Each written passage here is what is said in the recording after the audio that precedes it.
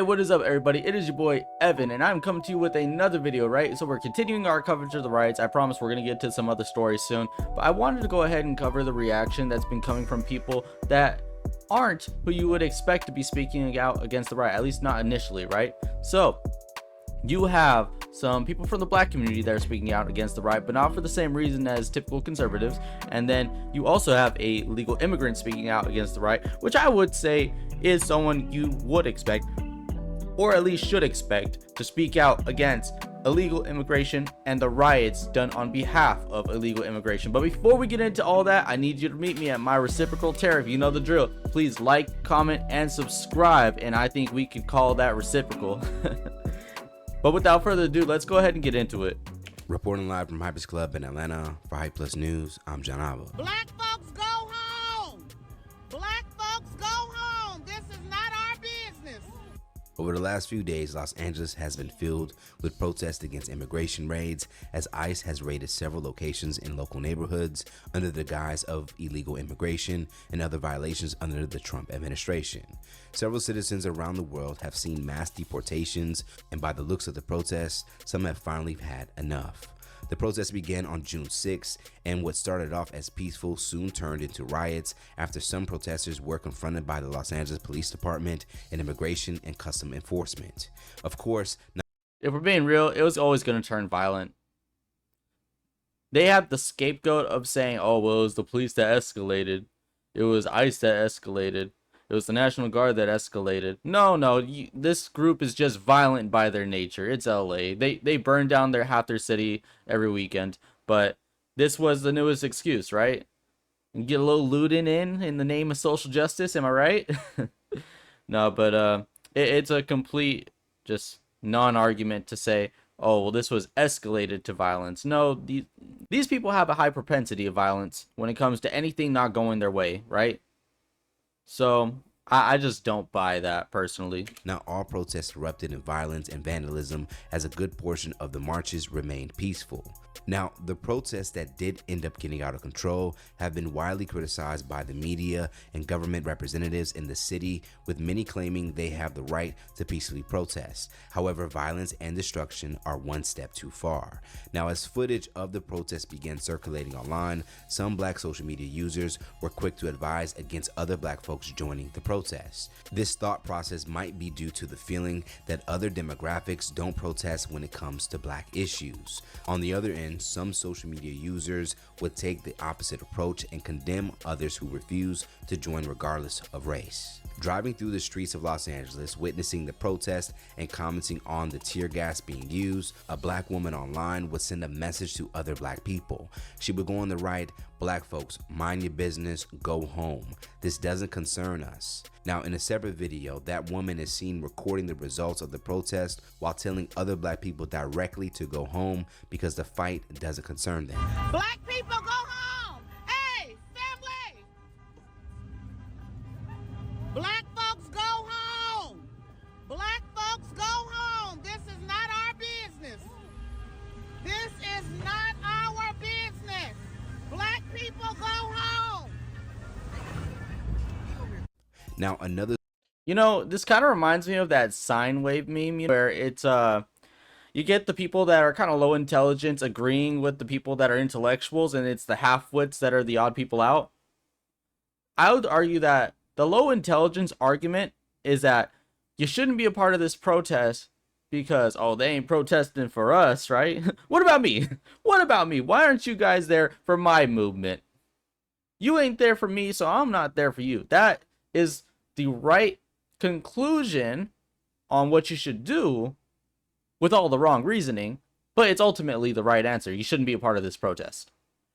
The half-wit answer is, oh, everyone needs to protest this horrible injustice going on. The poor illegal immigrants who aren't supposed to be here being deported to their country of origin. That's the half-wit answer, right? The pseudo-intellectual that thinks that they know it all. And then you have the actual intellectual answer, is that there have been code violations by these people coming into the country illegally. We've had the largest influx of immigration that was unprecedented, unwarranted, and illegal. So, ergo, you're going to have the largest deportation effort in history. It's simply how it has to pan out. That's the math. So you have the low intelligence argument agreeing with the high intelligence argument. Ultimately, you shouldn't be a part of this protest. And if that's the reasoning that this woman needs to use to profess that you shouldn't be a part of this argument, hey, by all means, have at it. I could care less if your reasoning is flawed. At the end of the day, I don't think anyone should be supporting these protests, not because of some interpretation of transaction not being accomplished amongst these demographics. No. This needs to stop because it's immoral. The social media user would criticize his previous user's post and will respond to her post in order to do so. The user would say the effort to get black people not involved with unified political struggle is one. Palestine flag opinion immediately rejected. No, but it's this whole notion of intersectionality in which liberal ideas exist on. It's a stack of cards, right? The liberal agenda might seem like this huge, big, scary thing, but it's a structure that only exists if every card stays in its position. The second you remove one card from this house of cards, it all comes tumbling down, because intersectionality it's brittle, right? It's the whole, ape strong together thing, which, I mean, yeah, there's a lot of merit behind collective action, but it's collective action towards a singular goal. Intersectionality in principle, when you take it to its logical conclusion, it just doesn't work because you have too many opposing ideologies trying to work together, right?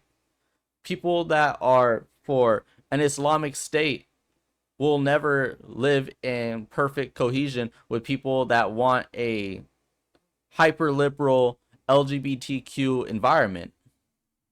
It's just two opposing lifestyles. But intersectionality can fool them for a fraction of a second into supporting each other's goals. Maybe one group more than the other, but nonetheless, it creates that collective action, right? Same thing with the black nationalists and the pro-illegal people, right? When you take it to their logical conclusion, it ends up opposing each other. You see that in Chicago, right? What was good for the illegals in Chicago was bad for the black people. What would ultimately be good for the black people is to get all those illegals out of there. And of course, that's to the detriment of the illegals. Them's just the facts. Intersectionality works for that little moment, right? Oh, big numbers, big show out, lots of voices. Good job. You did it. Live to fight another day. But at the end of that day, these people's goals do not align the way they think they do. Yeah, intersectionality, it just doesn't work. One that serves white supremacy. This would lead to a back and forth regarding the support marginalized communities receive from other demographics, particularly when it comes to protests and other issues. Now, one user would simply object, no, we're not standing up for them, they don't show up for us. Another social media user would agree and chime in. The effort to get black people involved with the plights of people who don't even care about us is crazy. Now, comments were split on the original post, with many claiming there have been times the black community needed help, but others were nowhere to be found. One social media user would even refer to the last presidential election as a time where Mexican Americans voted against even their own interests, sacrificing a unified... No, let's get this straight, right? I'm a Mexican American, most specifically and most importantly, an American. I'm Hispanic, right? I voted for Trump, and that was very much in my interest. Legal citizens voted for Trump because it was in their interest. The most Hispanic county in Texas, a border county, voted for Trump overwhelmingly because it was in their interest. At the end of the day, illegals and legal citizens are not the same, bro. We're not this monolith. Remember when Joe Biden said... Yes, and by the way, what you all know, but most people don't know, unlike the African-American community, with notable exceptions, the Latino community is an incredibly diverse community with incredibly different attitudes about different things. You know what, man? Terrible president, worst president we ever had. Best one-liners. Best one-liners to quote. when you need something wacky and unhinged to say. But no, Hispanics are not all the same, bro. Legal citizens, vastly different than the illegals. Political struggle. They were going to write, this tactic doesn't work anymore. The unified political struggle died in a voting booth back in November, even as a resurgence of white supremacy loomed. We're here because people thought their abuela was exempt from being deported, or they thought voting for Jill Stein would stop the war in Palestine. Black Americans have fought white supremacy for hundreds of years. Will endure. We wish everyone the best of luck with handling their fight. So what do you guys think about some black social media users feeling that black people shouldn't be involved in this current fight on immigration? I think it's great. No. Would I like for people to acknowledge they shouldn't join this riot for the right reasons? Of course I would. I would love if everyone lived a moral and righteous life. If everyone had the correct reasoning for the right conclusion. But I will settle for the wrong reasoning with the right conclusion. I will settle with that. Because it gives us time to fix the issues in the future and get those people up to speed with the reasoning. Right? Gives us time to change the minds and hearts of our everyday Americans. But if in the spur of the moment, to prevent this from getting any worse, they gotta believe in some unfulfilled reciprocity, fine by me, bro. It is fine by me. So that's what you have from that, right? A lot of these black liberals that are advising against other black people from joining in this protest, I'm all for it, man. Even if it's for the wrong reasons, I am all for it.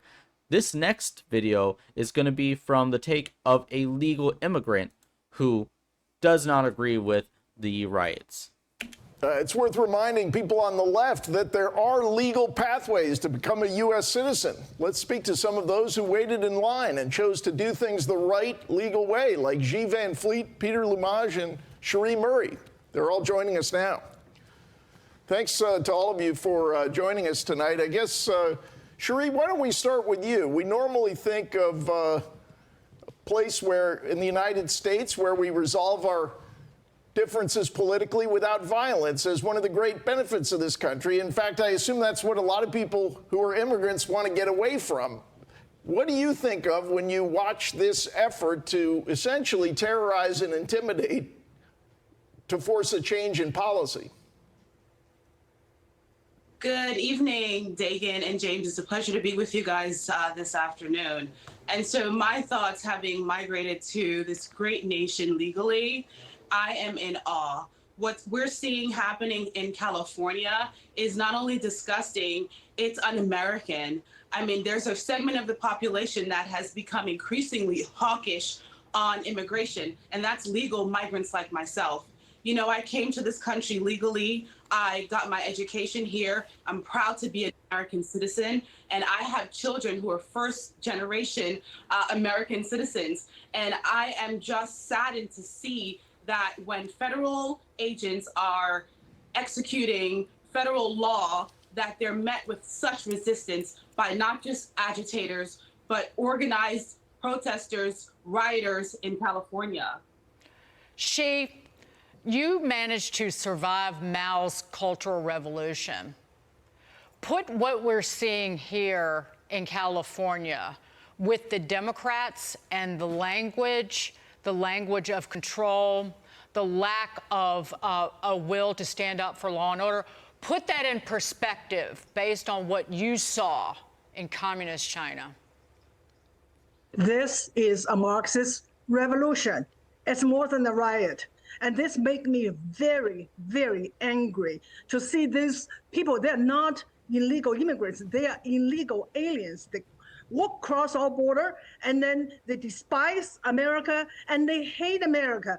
And this, to me, is absolutely never be tolerated. And I think that we should absolutely carry out the mass deportation. We cannot have people here who hate America, who want to destroy America. And I just want to say, people like me, we came here legally, and we waited in line, and we followed the rules, and we love this country. And that's what we want. We want to legal immigration. We want the people who can contribute, who love this country. Peter, can you tell us about your pathway into the United States and what you think of as you watch what's happening in LA and other cities now? Well, when my brothers and I escaped communist Albania 36 years ago, we never thought that we're going to have to deal with these madness that were left behind in Eastern Europe. When my brothers and I escaped Albania, my parents and my siblings were taken to a concentration camp, and my father was tortured to death because he had refused or he had failed to notify the government that we wanted to escape and search for freedom and opportunity. The biggest concern that we should have over here is not the illegals in the United States doing what they are doing. It is the elected officials who are supporting them. When you look at Chris Murphy from the state of Connecticut or Elon Omar. You know, he has a good point there, right? Illegals are gonna illegal. People with bad intentions are going to do bad things. But the so-called representatives of the country, that's where the fault really falls, because they should know better. But it's just politically advantageous to feed into these leftist rhetorics, especially in California, man. It is lucrative being a grifter in California, being a leftist grifter. Oh yeah, man. And they had the privilege and being members of the United States Congress, and they are encouraging these people to dismantle the very fabric of what made this nation great. That is the biggest concern that we should have. We should support the law enforcement. We should support ICE. We should support President Trump. We should support law and order. If America fails, the whole world is going to fail. Arnold Toynbee years ago said that great civilizations are not murdered, they commit suicide. What the West is doing, including the United States, is committing suicide when we're importing people who have disdain and hatred for the greatest country in the world that has provided refuge to them. Cherie, when you see these rioters waving the flag of another nation, what does that make you feel? It's totally disgusting. And we heard the president say today, for those who want to burn our American flag, they should be put in jail for at least a year. I mean, not only are we seeing Mexican flags being waved in. While I would love that, and I would, bro, I'm telling you, man, burning the American flag is probably one of my biggest pet peeves with activists, right? It's protected by free speech, protected by free speech. Yeah, I get that, guy. That doesn't make it right. And people do it as a form of protest to whatever administration's going on or the police. The flag is much more than that, bro. Service members wear the flag on their uniform. I've seen firefighters have the flag on their uniform. It's like the flag is so much bigger than whatever petty business you got with whoever's in power. And if it were up to me, now burning the flag would be a crime. But unfortunately, it's not up to me, right? It's protected by free speech. And while I will never condone it, I do think, though, it's a losing argument for us, right?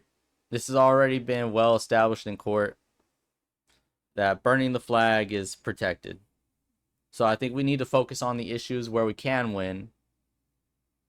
Maybe if one day in the future we have a supermajority in Congress, pass an amendment. Make it the law to where it is no longer protected by free speech. Because that's the only thing that would overpower, right? It's the First Amendment, freedom of speech, right? Freedom of expression. It would take an amendment to mitigate that. We would need to make an amendment specifically to make burning the flag illegal. And I would love that, dude. I would love that. But since we're not in that position right now, I think we need to get off of the flag burning because it basically goes nowhere, you know? But I do think it is important to point it out that these people are... I think it is important to point it out that these people are lunatics, they're evil, they hate this country, and that's really where the conversation ends as far as flag burning. California during these riots, we're seeing Palestinian flags. And it's just disheartening to know that, our military has fought so hard to keep us American citizens free. And so I wish that things will settle down as we're seeing that it's coming to a calm right now. But that's because the president deployed the National Guard and he has, the Marines on reserve waiting just in the event that something might escalate. But the lawmakers out there, Gavin Newsom, Mayor Bass, even Maxine Waters, they're fanning the flames and they're playing petty politics and blaming the administration for bringing in security. He was elected on an overwhelming mandate to keep Americans safe. That's what he's doing. Peter, we got time for one more, and that relates to this issue. When you watch people attempt to change policy with street violence, does that bring back bad memories for you? Absolutely. This is very well organized, very well coordinated, and I believe very well financed by the Marxists and the communists in this country. And what we have to do, we have to dismantle that evil ideology that is coming to the United States. Socialism, unfortunately, is here, but it must be defeated. And the only way to defeat it is what President Trump is doing. We have to identify these people who want to do harm to our families here in the United States. And one thing I've come across from my own experience as an activist and my experience as a student on college campus, you get a lot of liberals that try to mince words, right? Oh, well, which one is it? Is it Marxism? Is it socialism? Is it communism? It's all connected, right? Socialism is the precursor to communism. That's basic politics. You can't get to communism without an intermediary socialist period. I believe that was Lenin who really prescribed that.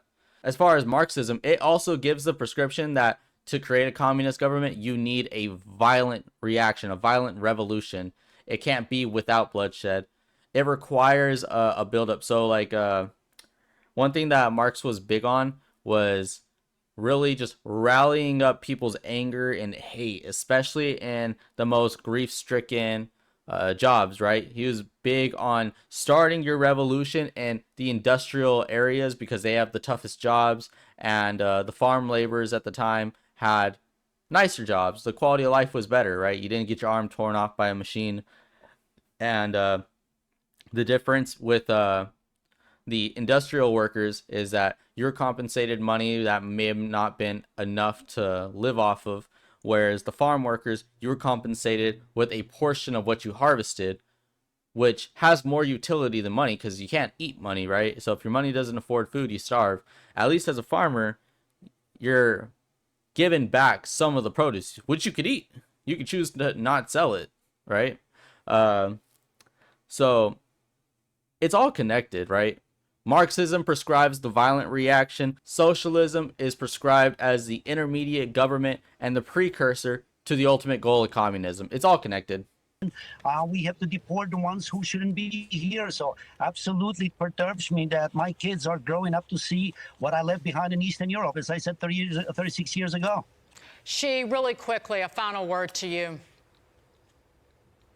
Yeah, this is the Marxist communist revolution. This is the BMM 2022 repeat. So this is not just about immigration or illegal immigration. This is about America. We have to defend our country. Mass deportation. Peter, Cherie, thank you all so much. All right, guys, so you've seen that, you heard that, right? Clearly, there are some groups of people that are against the riots, whether it be for the right reasons, like the legal immigrants, or for the wrong reasons, like the black liberals. But nonetheless, it moves the ball in getting this riot quelled and restoring order and carrying out the deportations. It's all headed in the right direction. It just takes a little time, right? As for my point of view, American Hispanic, born in this country, parents born in this country, their parents born in this country. I'm a fairly assimilated Hispanic man. I think that the deportations are not just necessary, but they are a morally righteous thing to do. We live in a country where we have an unprecedented amount of homeless for a first world developed country. We have an unprecedented amount of drug abuse in this country. And we have a finite amount of resources and opportunities that should first go to this country. Some people may not agree with me with this, but I think we need a pause on even legal immigration. Not forever.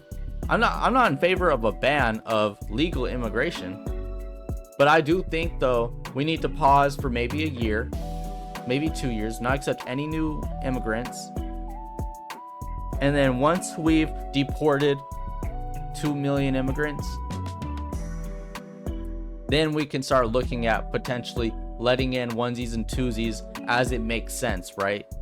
People that are educated, want to contribute to the country, they love America, they waited it in line, they don't have a criminal history, their family doesn't have criminal ties, and they don't have ties to adversarial nations, then we could really look at that, right? But in the meantime, I genuinely think we need to pause it. We need to get our house in order before we invite over guests. But let me know what you guys think. Tell me if you guys agree with me. Tell me if you don't agree with me. Either way, I really appreciate your input. I love the interactions that we have. Even the guys that disparage me, man. I love y'all too. Anyways, have a blessed day. I'm Evan. This was the video. I'm out. Peace.